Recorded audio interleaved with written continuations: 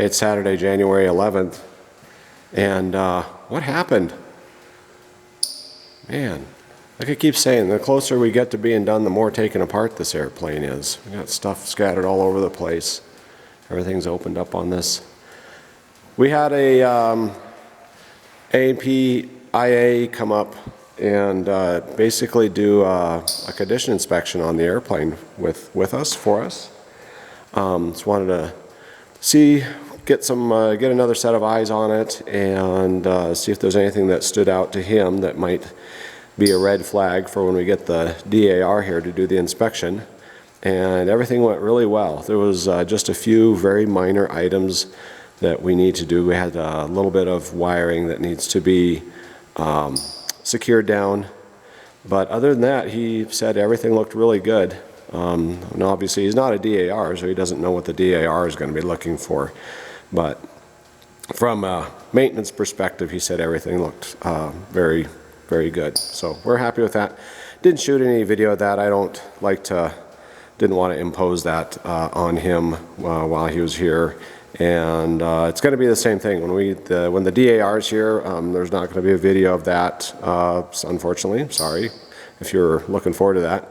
I'm not going to be doing any video on that. But anyways, so today we've got punch list items that we're working on, and we'll get to those, and I guess I'll talk about those as we get to them. So, yep, here we go.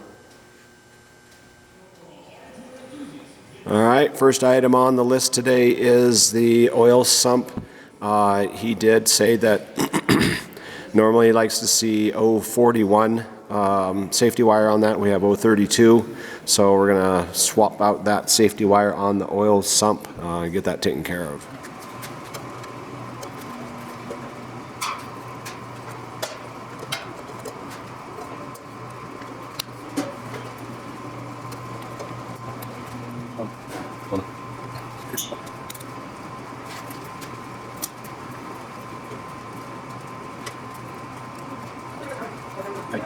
Yep.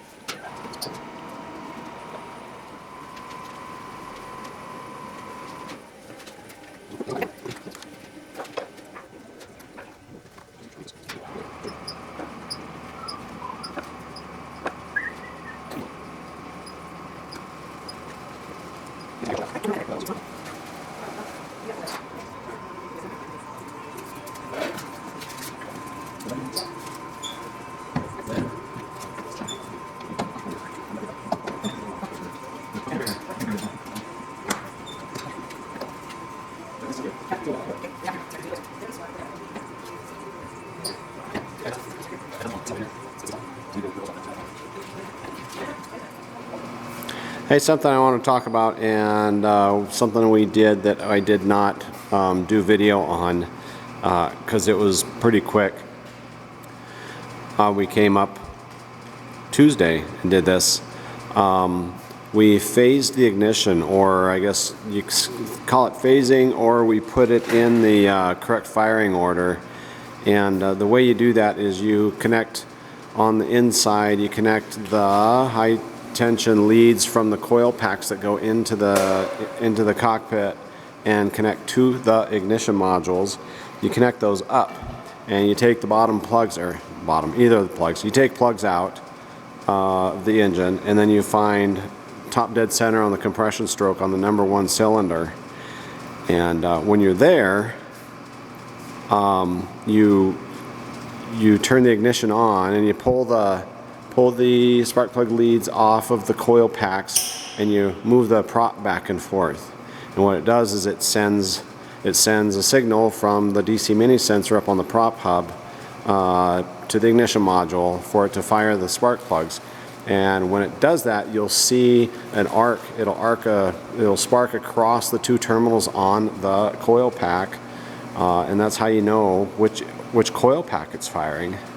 So we did that, and we had them hooked up wrong, so we changed them around on the inside, got them in the right order there. And that's the only way you can figure it out, is by doing this test. And then we did it again, and when we did it, it fired the correct coil packs, and everything was good, and we buttoned it all back up.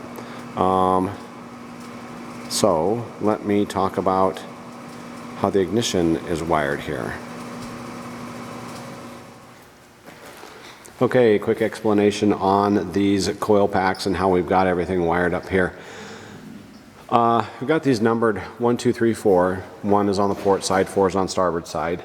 And what we've got is you've got coil pack 1 goes to the bottom, and we marked this with a B, but it goes to the bottom spark plugs for the number 1 and 2 cylinders.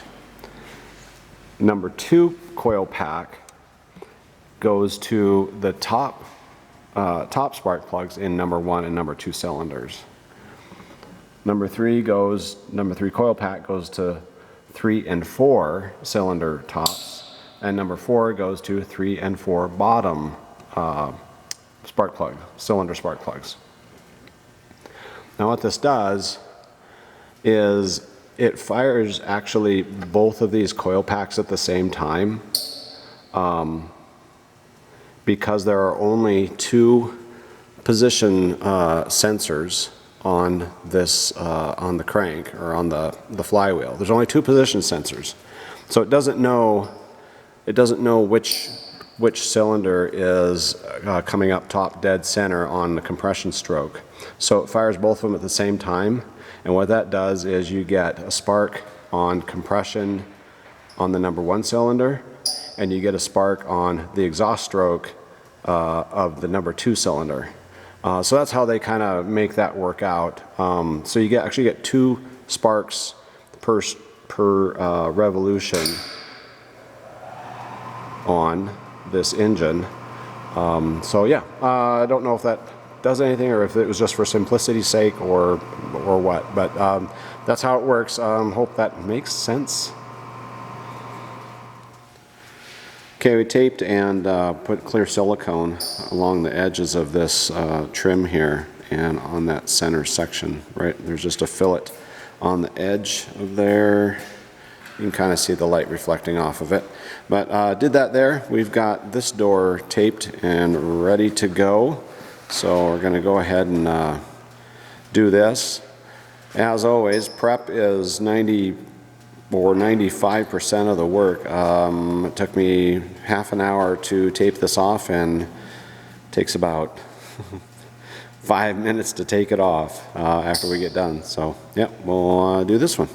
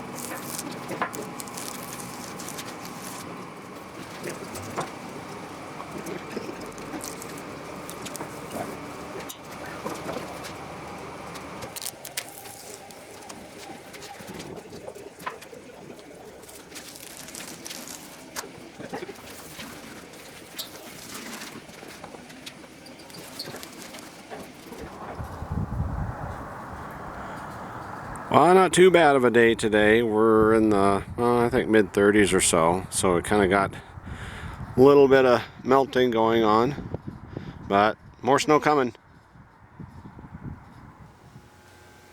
All wrapped up for today, and yeah, you just saw us finish up these doors here. Did the silicone fillet around the edges and on the center channel strip. A couple other things we got done. You saw earlier I did I safety wired the quick drain, oil sump quick drain with 41 thousandths wire. Did a bunch of measuring. I didn't show it. Did a bunch of measuring of where we've got stuff in the airplane for weight and balance, like the station where the battery is, where just a bunch of various things in there for the weight and balance. Did that. As you can see, we still got this all tore apart. This is pretty much going to stay this way until our inspection. I'll put the seat in when we do the engine start, but it's pretty much going to stay this way. Everything's opened up on it. Let's see. Tina worked on this gap seal here on both sides. Put a little rubber channel on it. I don't have them in front of me to show you, but did a little rubber channel on the edge. Hopefully, maybe that'll seal that up a little bit. There's a bit of a gap in there between the screws, so we're going to try that, see how that does. And also saw we did the foam trim, or the foam on the trim for the inside of the door, and we did finalize the fit up of the doors, the door latches. We got that done there, and there's a little acorn, I call it an acorn nut, that we put in here. We did the spacing on the rear latch and did that, so that's finished up. Something I found when we were kind of doing all this fit up stuff was that this passenger side door wasn't quite fitting as tight as I liked it, and what we're going to do is we're going to put a plastic over the top of this striker plate here, and that plastic, we tried it out, really makes the door fit nice, and it really smooths out that latch. It's got a real nice action on it when you close that. So we're going to do that there. Might see if we can do the same thing on that side, but I'll report back on that, and I'll show this stuff once we get the doors put back on, and can talk about that. So I guess I think I've summarized everything we did today. So thanks for watching the video, and hope everybody has a good evening, and that is it for now.